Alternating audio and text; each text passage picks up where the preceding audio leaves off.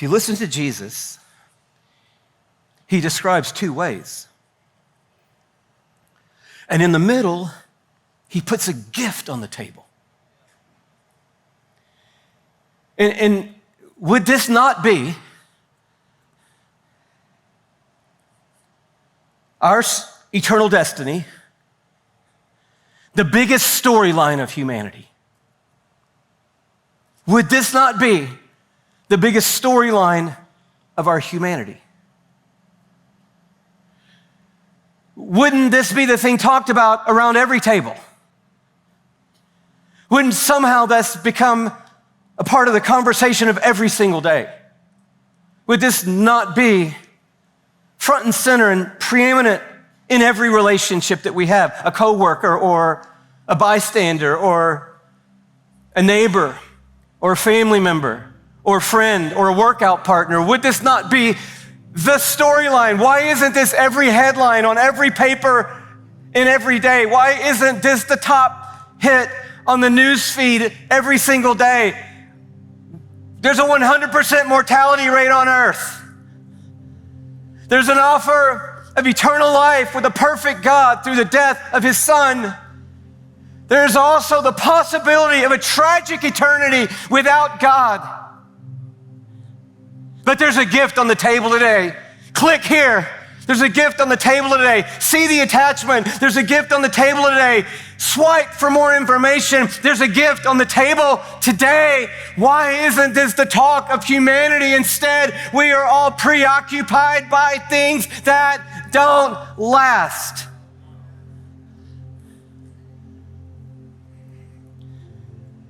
Caesar Borgia, who is an Italian nobleman, a politician, was a cardinal. He said, "While I lived, I provided for everything but death. Now I must die, and I am unprepared to die."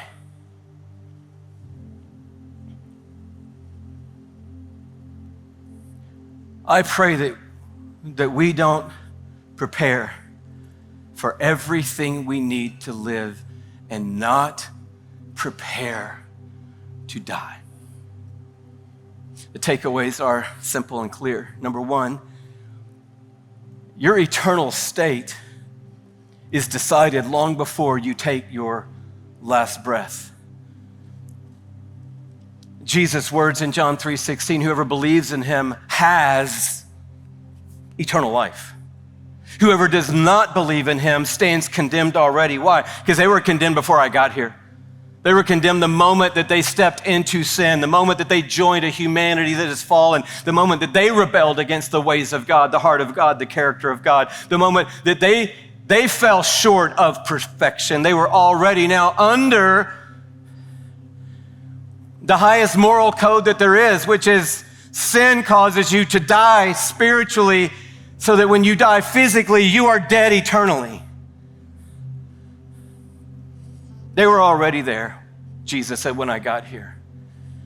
And you're already there right now. If you have not put the weight of your trust, according to Jesus, not according to me, if you have not put the weight of your trust in the person of Jesus, the finished work of Jesus, for your forgiveness, salvation, and a right standing with God, you're under condemnation right now. So if you took your last breath, you don't have to worry what's going to happen then. No, you're already there.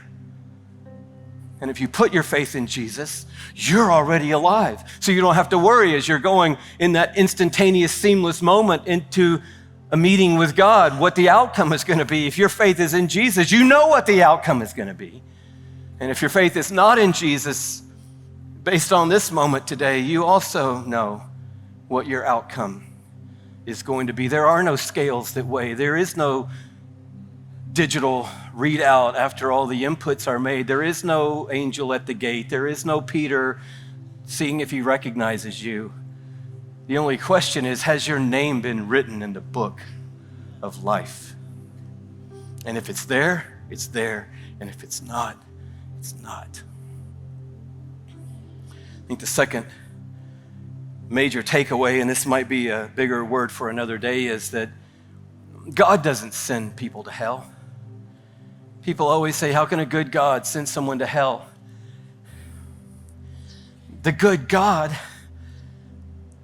doesn't send people to hell. The good God sends his son to earth to save people from hell.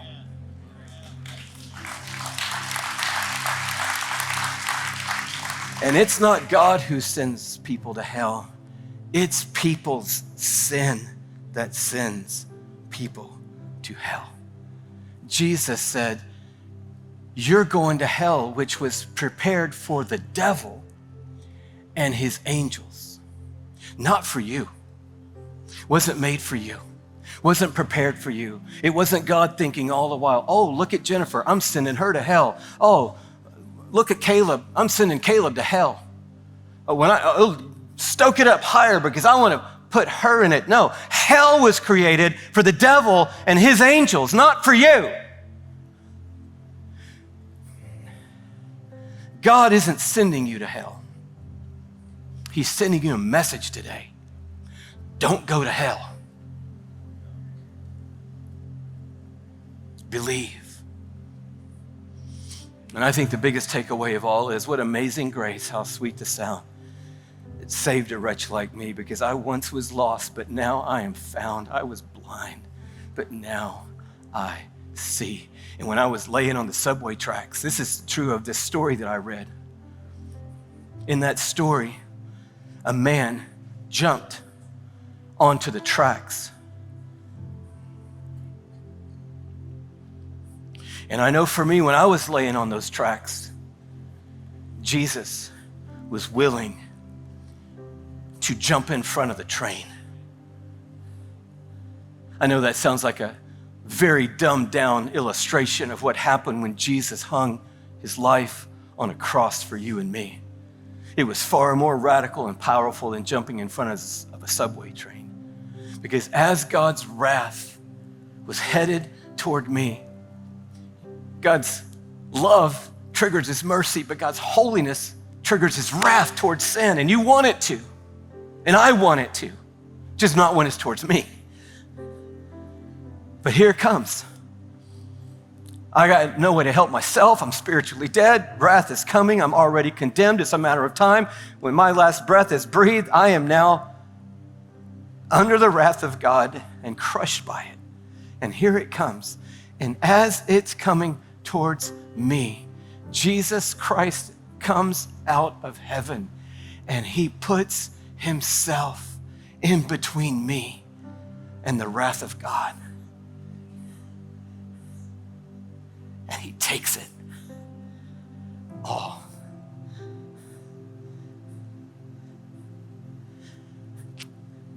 This is the divine interception.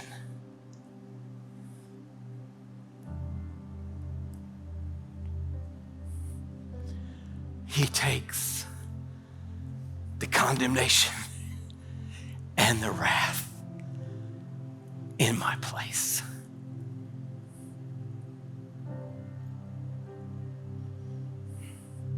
And he says, put your trust in what I have done.